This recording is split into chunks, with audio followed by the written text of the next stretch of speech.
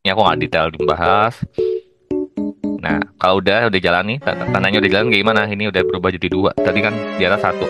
Nah, bedanya kalau restart kernel, nanti dia kan mulai dari nol, dari satu lagi tahapannya.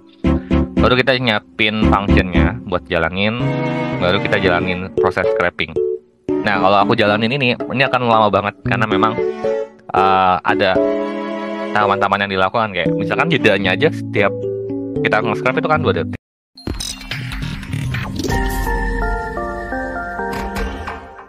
Halo semuanya, ketemu lagi di hari ini. Jadi hari ini kita akan mempelajari use case dari web scraping. Nah, kalau misalkan teman-teman mengikuti dari video pertama web scraping sampai di sesi kali ini, kita udah mempelajari banyak hal, mulai dari bagaimana kita ngebaca structure di dalam web itu sendiri seperti apa, terus bagaimana kita mengaksesnya, terus bagaimana kita menggunakan data tersebut untuk disimpan ke dalam data table gitu ya, yang mana selanjutnya akan kita gali untuk dilakukan data pre-processing gitu ya, dan dilakukan penggalian insight gitu. Nah, di kali ini kita akan fokus ke use case-nya. Kalau sebelum-sebelumnya lebih ke teoretikal ya, teoretikal dari web scraping itu sendiri seperti apa, termasuk webnya pun juga web yang apa ya, yang dummy lah ya, dummy yang dibuat dan mudah diakses untuk banyak orang untuk belajar. Nah, sesi kali ini kita akan coba gali dari salah satu web Amazon. Nah, karena kebanyakan teman-teman mengakses web scraping adalah untuk menggali informasi produk di salah satu e-commerce kan. Nah, kali ini kita akan coba akses di Amazon dengan web scrapingnya. Jadi kita akan ngambil kayak judulnya gitu ya, terus harga, rating gitu ya, terus foto. Misalnya ada foto, jadi kan kalau ada kita nyari produk terus ada fotonya kan. Nah, kita mengambil lokasi link fotonya di mana gitu ya, terus sama lokasi dari produknya itu ada di mana gitu. Jadi nanti kalau misalkan mau di accessibility untuk diakses lebih lanjut, kita bisa akses lebih detailnya. Nah, sesi kali ini bahkan banyak codingan, jadi aku nggak akan theoretical base untuk ngejelasin ke teman-teman. Tapi kalau misalkan teman-teman ketinggalan materi dari teoretikalnya, itu teman-teman bisa nonton di video-video sebelumnya. Itu aku udah jelaskan secara rinci apa yang udah kita pelajari sampai sesi kali ini. Termasuk theoretical yang ada di sebelumnya itu bisa kita gunakan untuk sukses-sukses yang kita akan pelajari di sesi kali ini, seperti itu. Oke, nggak usah berlama-lama lagi, mari kita coba explore untuk sesi kali ini. Yuk kita explore. Oke, ini adalah tampilan web yang akan kita lakukan scraping. Nah, nanti sesi kali ini kita akan dilimitasi dengan pencarian judul laptop ya. Jadi kalau misalkan teman-teman mau mencari produk-produk lain gitu ya, kayak misalkan skincare, terus atau apa lagi, kulkas gitu ya, ataupun AC dan sebagainya, teman-teman bisa ganti di sini. Jadi di linknya itu kita bisa aja sih sebenarnya. Nah, karena kebetulan aku mau cari tentang laptop, jadi aku searchnya laptop di dalam webnya Amazon sendiri seperti itu. Nanti kan dia akan muncul nih. Biasanya kan kalau misalkan di e-commerce kan dia akan muncul produk-produknya kan, yang berisi judulnya apa gitu ya. Terus habis itu nanti ada bintangnya. Nah, biasa di sini ada harga gitu ya. Harga di sini. Namanya di sini nggak ada. Terus di sini ada gambar, kita bisa ambil di sini. Terus once ini diklik, biasanya kan kalau ini diklik judulnya, ini akan membawa ke link yang berbeda untuk lebih detail. Link detailnya kan. Nah, kita kan ngambil link detailnya tuh di mana? Untuk kita gali ya sebenarnya. Jadi itu ada beberapa item yang akan kita gunakan. Nah, tahapan-tahapan dalam melakukan web to scraping-nya ini sendiri sebenarnya hampir sama kayak di episode sebelumnya. Secara workflow, nanti teman-teman kita akan memanggil dari yang kita perlukan gitu ya. Terus habis itu kita akan buat spider untuk scraping ya. Nah, once kita udah create spidernya, spider tuh kayak jaring-jaring ya. Jadi menyebarkan apa ya, jaring-jaringnya, terus untuk capture data-data yang mau kita perlukan. Terus habis itu kita buat function untuk menjalankan di notebook. Karena biasanya kalau misalkan kita mau scraping, kita akan jalanin nggak di Jupyter Notebook, tapi kita jalannya di terminal. Namun kalau di sesi kali ini aku mau show di Jupyter Notebook, jadi nanti aku akan menambahkan beberapa item untuk dijalankan. Ini sama sih kayak episode sebelumnya gitu ya. Setelah itu kita akan melakukan data pre-processing. Ya, data pre-processing ngapain ya? Data di script itu kan nggak semuanya tuh bersih. Ada beberapa data-data yang mungkin nggak tersedia atau nggak ada gitu ya. Dimana kita handle itu kayak misalkan kalau misalkan ada yang kosong kita none-kan gitu misalkan. Terus kalau misalkan ada value yang ke capture yang bukan kita butuhkan, kita ambil yang kita butuhkan saja gitu. Nah, itu selanjutnya disesuaikan sesuai kebutuhan. Nah, setelah udah rapi, biasanya kan dari teman-teman data analis akan melakukan elaborasi di data insight. Nah, kita akan melakukan elaborasi di sisi ini untuk mendapatkan gambaran besar dari data yang kita gunakan sehingga analisnya lebih dalam ya di sini di data insight. Oke, kita akan mulai dari pertama dulu nih, memanggil library yang diperlukan, habis itu nanti ini dan seterusnya. Kita mulai dari yang pertama. Jadi kalau misalkan ditanya library yang dipakai apa gitu ya, nah library yang dipakai pertama teman-teman siapkan Scrapy gitu ya. Terus yang ini nih, ini yang jadi pembeda NetAssisio sama Twisted Internet. Ini yang untuk digunakan agar bisa dijalankan di Jupyter Notebook. Jadi NetAssisio itu adalah mengatasi masalah loop Assisio di Jupyter gitu ya.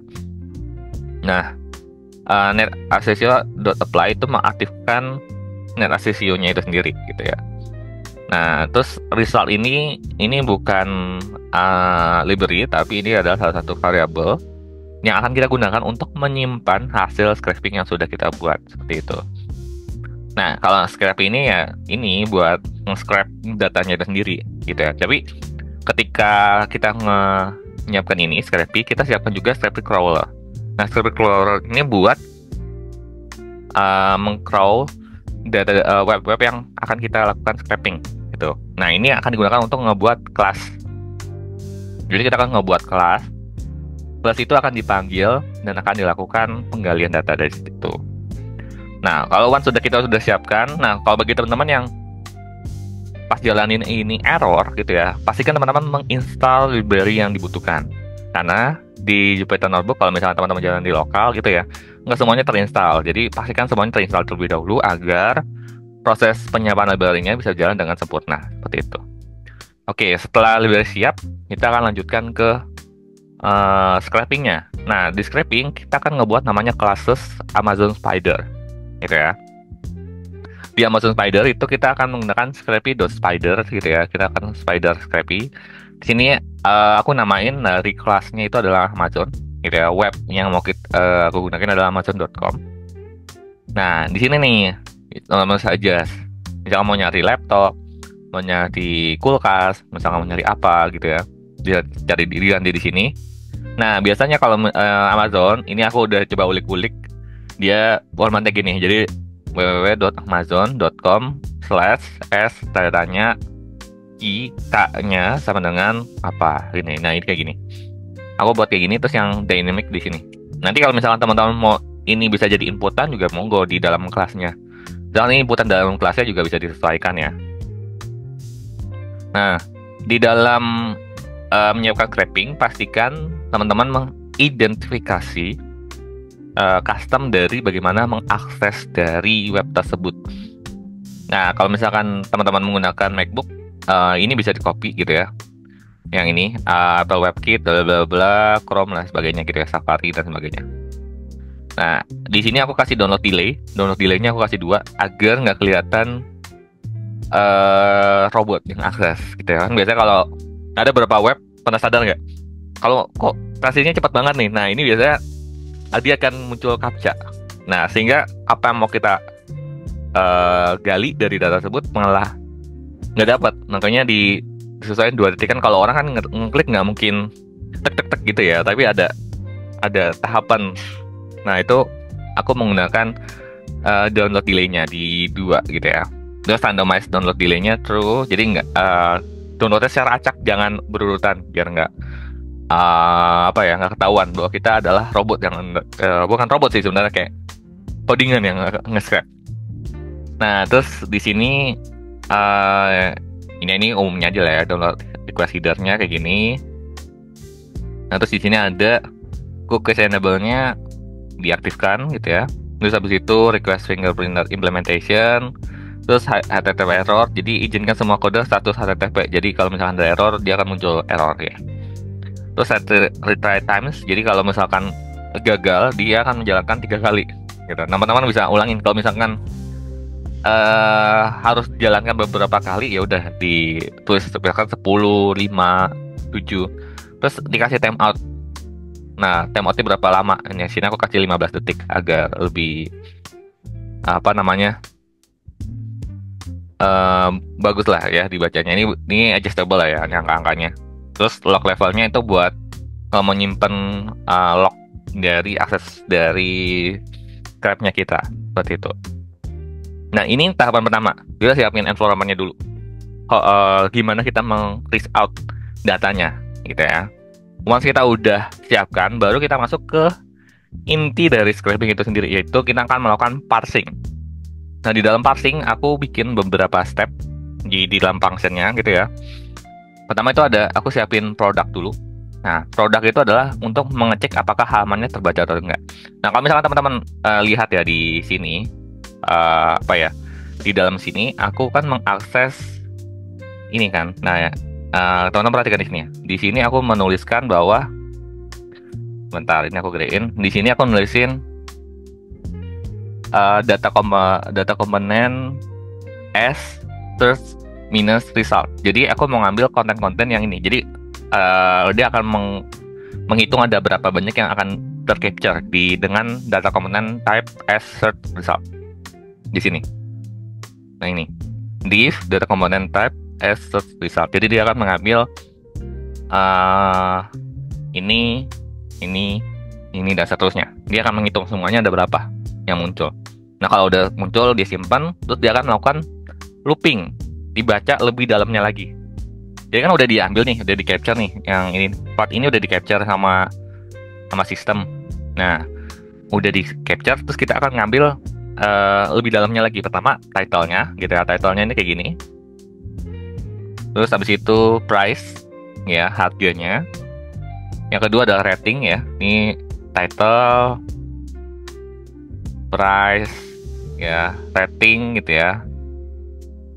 Terus review count. Kalau ada review biasanya ada tulisannya review nih, kayak ini 1824, nih ada 2223 gitu ya.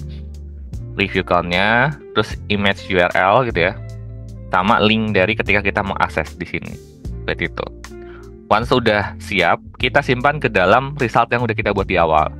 Kan di awal kita buat list kan.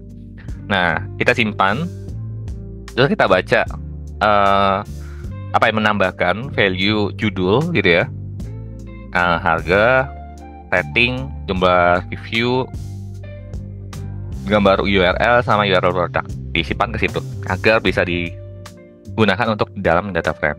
Nah, mungkin kalau misalkan kayak gitu cuma satu halaman doang kan, halaman ke bawah, karena kan nggak mungkin dia bisa bergerak gitu ya. Kita bisa menambahkan fitur next page. Di sini next page-nya teman-teman bisa adjust. Jadi as pagination next, kalau misalkan ada atribut ini aku baca ya. Ini detailnya di next sebelumnya. Bisa akses ini, terus aku jika ada dia kan true kan. Nah, kalau true dia akan current page ya. Current page itu adalah respon meta.get page, 1 untuk membatasi halaman yang diambil gitu. Jadi kalau misalkan current page-nya kurang dari 10 itu dia akan tetap jalankan, namun kalau misalkan lebih dari 10 dia akan berhenti seperti itu. Ini gunanya buat membatasi halaman yang mau di capture. Kalau misalkan teman-teman mau capture-nya banyak, ini kalau di sini kan ada berapa halaman nih, mungkin ada ratusan ya, halamannya banyak. Nah, kita mau batasin beberapa halaman aja biar nggak lama, ya udah bisa dibatasin di sini seperti itu. Oke, once sudah jadi antara bagaimana mengakses webnya, ngebuat parsing dari datanya itu sendiri, kita akan coba ngebuat function untuk mengakses kelasnya gitu ya. Cara mengakses kelasnya ini, pertama kita akan bikin run spider gitu ya. Jadi runner color runner gitu. Jadi dia akan menjalankan color runner dari Scrappy gitu ya. Nanti dijalankan kelasnya di sini. Gitu ya. Nah, kalau udah ini function ini dimasukkan ke dalam proses task scraping. Nah, ini yang masuk ke dalam satu function aja sebenarnya. Kenapa bisa? Agar lebih enak dibaca aja sebenarnya. Biar misalkan kalau ada error bisa kita cek. Di sini ada task scraping, terus kita akan menjalankan run spider, terus reactor.run, terus return pd data frame result. Jadi kita akan menyimpan dalam data frame. Namun kalau error, dia akan nyimpan juga buat yang tersisanya ada enggak gitu ya. Jadi ada dua hal yang dijalankan. Kalau error dia akan muncul errornya apa, tapi tetap datanya akan dihasilkan. Kan biasanya kalau kadang orang kalau udah error udah nggak jalan kan. Nah, ini bisa antisipasi hal tersebut. Udah, kalau udah kita tinggal jalanin nih di dalam environment kita. Nah, ini tinggal kita start scraping karena kan disimpan dalam bentuk data frame kan. Nih, ini kan udah disimpan dalam bentuk data frame. Jadi ini akan aman. Nah, jadi kita nyimpan Amazon DF, terus Amazon DF hit-nya ini kayak gini. Isiannya, ya bener ya. Ada judulnya, checklist, harga, checklist. Kalau misalkan nggak ada tulisan harganya, berarti ini nggak tersedia. Coba kalau teman-teman perhatiin di sini. Ini kan FireMax 11 dan kawan-kawan ya. Ini harganya kan nggak ada kan. Ya udah, aku langsung tulis tidak tersedia gitu ya. Nah, yang ada ya tulis. Terus ratingnya, jumlah review, gambar URL. Seperti itu. Nah, kalau udah jalankan, baru udah kita melakukan proses pre-processing. Data pre-processing ya kayak misalkan, nih contoh. Ini kan ada dolar nih, dolarnya dihilangkan, misalnya gitu. Terus ini rating ambil yang ini aja, yang lainnya di delete. Ya, terus jumlah review diubah ke dalam bentuk numerik. Nah, itu teman-teman bisa lakukan banyak. Ini kayak harga aku banyakin proses nih yang tidak tersedia, aku gantiin none, jadi benar-benar kosong. Terus ubah koma jadi dihilangkan gitu ya. Terus habis itu diubah ke dalam float. Rating pun sama, ngambil yang integer aja gitu. Output dari data pre-processing adalah data yang siap digunakan. Jadi kalau misalkan teman-teman mau melakukan analisis, pastikan teman-teman menggunakan data yang udah ready. Jangan masih raw kayak gini teman-teman analisis, jadi kayak sia-sia aja, nggak bisa digali gitu ya. Tapi harus disiapkan agar teman-teman data analisis itu nggak rempong ketika melakukan penggalian datanya seperti itu. Nah, kalau udah di sini udah di scrap, udah disiapin, nah baru kita melakukan penggalian data insight gitu ya. Nah, di sini kalau misalkan secara singkat dari processing aku ngapain aja, parsing data gitu ya, konversi data yang kosong, terus siapkan data yang tersedia aja, yang nggak available ya kita delete gitu ya. Terus kalau udah baru kita cari data insight. Dari data insight ini aku mau lihat distribusinya. Kalau misalkan teman-teman lihat, kebanyakan rating itu rata-rata 4,3 kan. Ya di round sini lah. Ini berdistribusi normal ya. Untungnya dia berdistribusi normal di sini. Nah, jadi ngumpulnya di antara 4 sampai 4,5. Ya, ini rata-rata rating yang tersedia. Itu dari rating buku. Kalau dari harganya ternyata laptop itu ada yang mahal, yang hampir $1.700 ya. Namun ada juga range pasaran yang biasa dijual sama orang itu di 200 sampai 400 ya, ini 200 sampai 400 rata-ratanya. Jadi itu yang affordable buat orang beli. Seperti itu. Itu di aksesnya. Terus selanjutnya dari review buku. Nah, kalau dari based on review buku, yang dilihat dari sini, kebanyakan reviewnya tuh nggak nyampe ribuan ya. Yang nyampe 10.000 review aja itu beberapa item aja, nggak banyak. Dari sini cuma dari 10 sampai 1.000. 100 lah ya, 1.000 tuh di sini. Gitu ya. 500 review. Jadi produk-produk baru ya sebenarnya. Jadi produknya tersebar. Tuh. Terus kalau misalnya kita mau lihat keyword-keyword yang sering muncul di judulnya apa aja, once aku nyari search-nya laptop, itu yang muncul ada laptop komputer, ada prosesor 16GB RAM, WiFi, Intel Core, RAM, Quad Core, dan seterusnya. Jadi kata-kata yang sering muncul di judulnya itu. Jadi kalau misalnya teman-teman mau jual produk gitu ya, bagaimana sih produknya biar bisa ke capture ke orang gitu ya. Nah, teman-teman bisa lihat nih judul-judul yang sering muncul apa nih. Nah, kita bisa menggunakan namanya word cloud. Di word cloud ini kayak gini, import word cloud-nya, terus generate join Amazon DF. Jadi dipecah-pecah judulnya per word gitu ya. Terus di counting. Terus I'm show, workload, interpolation, bilinear. Nah, nanti kalau misalkan teman-teman mau jualan laptop misalkan di salah satu e-commerce di Amazon, nah ini kata-kata word yang mungkin akan berguna agar SEO-nya teman-teman bisa muncul. Jadi ada kata-kata laptopnya gitu ya. Ada laptop komputer juga boleh. Terus ada kata-kata prosesor. Terus ada core berapa lah ya, Intel Core, Quad Core. Ada Windows Home-nya enggak gitu ya. Terus ada Wi-Fi gitu ya. Itu berarti itu kata wording yang sering akan muncul seperti itu. Oke, itu dulu untuk introduksi di presentasinya. Nah, sekarang kita akan coba lihat di codingan Python-nya seperti apa. Hopefully akan menjadi gambaran buat teman-teman untuk melakukan scraping di Python sendiri. Oke, mari kita lihat untuk sesi coding. Yuk. Oke, ini adalah codingan yang akan kita gunakan untuk melakukan pengalian data. Pertama kita siapkan library dulu yang dibutuhkan yang tadi yang aku bilang. Jadi ada NumPy sebenarnya opsional ya. NumPy itu akan digunakan untuk di data preprocessing. Namun di sini ada Scrapy, NetSCSIO, Pandas SPD, Scrapy Crawler, Runner, Twisted, Internet, Texter, Dever, terus NetSCSIO.apply result di sini ya. Nanti kalau once itu kita jalankan. Nah, sebelum teman-teman jalankan pastikan di result kernel ini udah aku jalankan. Jadi di result kernel dulu baru ini dijalankan. Nah, once sudah dijalankan baru kita siapkan library-nya. Jadi ada class Amazon Spider, Scrapy.spider, name-nya apa Amazon, lawan domain-nya apa, terus search keyword-nya di sini apa. Di sini aku menggunakan laptop. Jadi misalkan laptop teman-teman bisa ganti ya di sini. Misalkan AC atau apa pen, pulpen gitu ya. Terus start URL-nya apa? Jadi https www.amazon.com/s asking key sama dengan apa gitu ya. Terus di sini ada custom setting. Di custom setting bisa disesuaikan ya. Nah, ini kalau misalkan teman-teman bingung cari di internet ada sih sebenarnya custom setting untuk mengakses web. Ini aku namain beberapa doang. Yang ini umumnya udah ada nih, biasanya orang-orang udah sering banget menggunakan ini. Cuma yang ini biasa aja stable aja sesuai kebutuhan. Nah, baru tahapan parsing yang tadi udah aku jelasin di presentasi. Ini aku quick aja ya, karena di presentasi udah aku bahas detail. Jadi aku quick aja.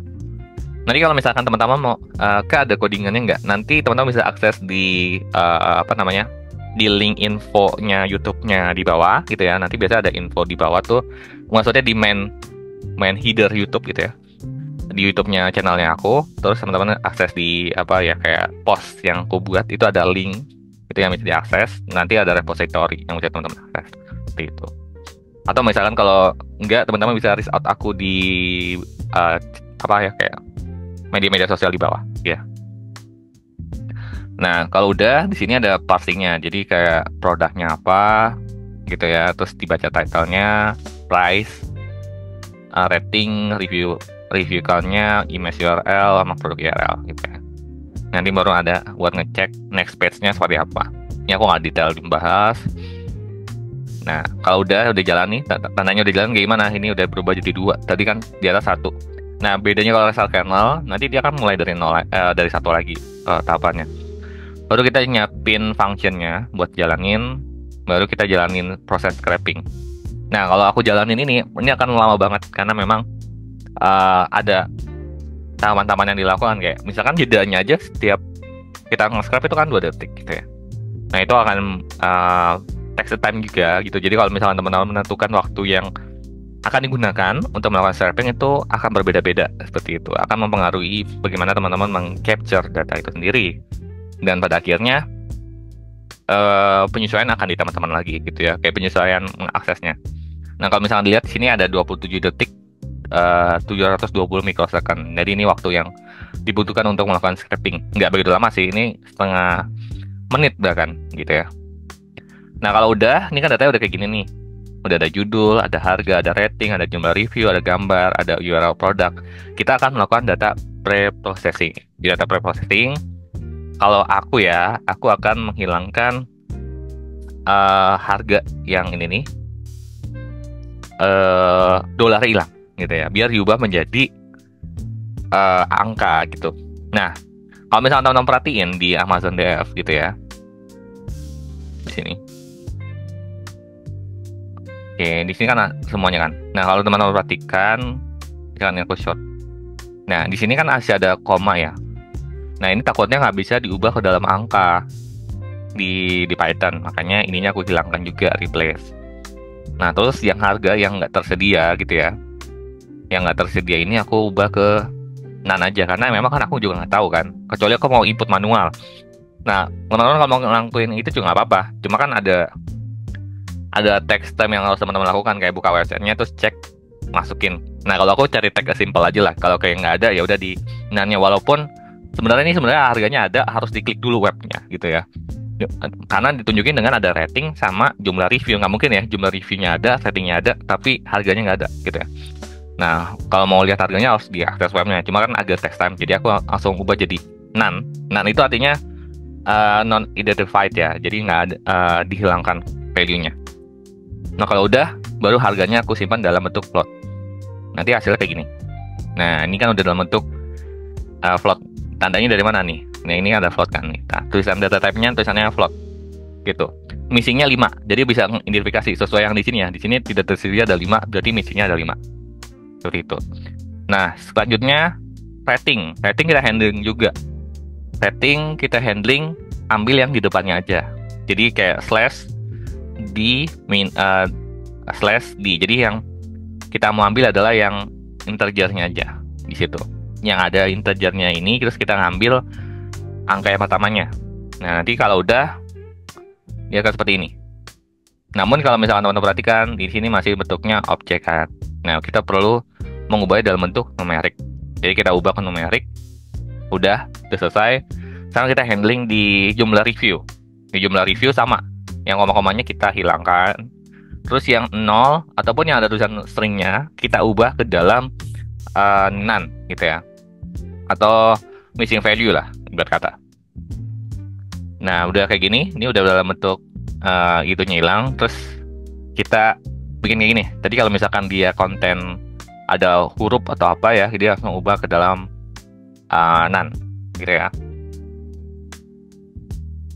Oke. Nah ini outputnya kayak gini. Jadi yang kosong-kosong kayak gini kan jadi none kan. Nah di sini none dan sebagainya. Terus karena aku sekarang nggak lagi butuhin gambar URL sama URL produk, jadi aku drop dulu untuk sementara gitu ya. Ya udah aku drop. Jadinya hasil yang output besaran yang kita gunakan seperti di bawah ini. Oke. Dan totalnya row-nya itu ada 220. Kalau sebelum-sebelumnya ada berapa nih, kita cek ya. Ada 210 juga ya. Oh ini belum dibersihin nanya. Nah ini totalnya ada 220 data yang bisa kita gali. Nah sekarang kalau misalkan kita drop yang missing value itu ya, yang ditandai dengan tulisan none, tinggal jadi 212. Jadi ada 8 item. Nah ini karena lebih menghemat waktu dibanding teman-teman nge-keep proses untuk menginput manual. Boleh sih kalau mau input manual, harga-harga yang kosong tadi diinput, sama rating-rating yang kosong teman-teman bisa input, sama jumlah review yang mau itu mau dicek juga, mau diinput di situ juga bisa.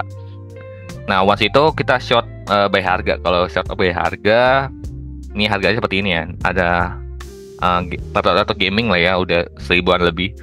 Lenovo Legion, Asus tuh gitu ya, Samsung. Terus yang murah-murah ada code USB, bahkan USB aja kebaca di sini. Laptop screen extender gitu ya, di luar ini juga kebaca. Nah terus kalau gitu kita langsung masuk ke visualisasi.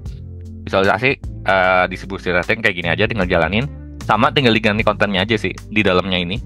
Jadi teman-teman main di sini nih, di Amazon DF gitu ya. Ini disesuaiin aja. Kalau misalkan ini rating kayak gini, nanti kalau harga tinggal diganti di sini harga gitu ya. Ya sama ya. Kalau di sini kan aku mainnya pakai Velicon. Nah kalau misalkan teman-teman mau bikin histogram, bisa pakai his di sini. Sama hal juga di sini.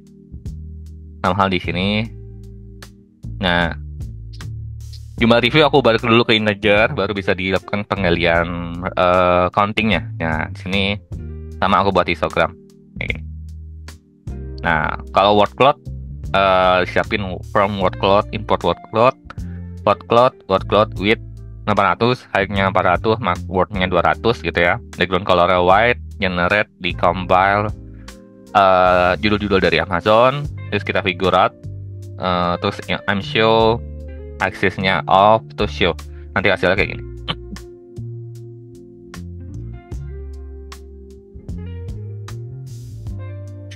Nah, ini sendiri kayak gini. Jadi kata-kata yang saya muncul adalah laptop, wifi, laptop komputer, 512 GB SSD dan seterusnya gitu. Jadi kalau misalkan kayak ini pasarannya kebanyakan orang jualnya 512 GB ya RAM-nya, karena RAM 512 itu sering muncul sama 16. Nah, ini terus prosesornya kebanyakan quad core, Intel Core dan sebagainya lah ya. Seperti itu. Oke, itu dulu teman-teman untuk sesi kali ini. Semoga kebayang untuk use case di Amazonnya. Nah, teman-teman bisa gunakan untuk use case lainnya. Kayak misalkan mau scraping web lainnya, e-commerce lain lah, yang ada di Indonesia misalkan, atau yang sebagainya, teman-teman akses, itu bisa digunakan untuk latihan. Dan harapannya adalah teman-teman bisa gunakan untuk analisis. Misalkan teman-teman sebagai owner penjualan produk laptop, misalkan melihat laptop mana yang sering laku di e-commerce di kita di Indonesia. Nah, teman-teman bisa menggunakan web scraping seperti itu. Dan sebagainya lah, banyak lah implementasinya. Teman-teman lebih jago lah untuk menggali pemanfaatan dari web scraping. Sekian dari aku dan sampai jumpa. See ya.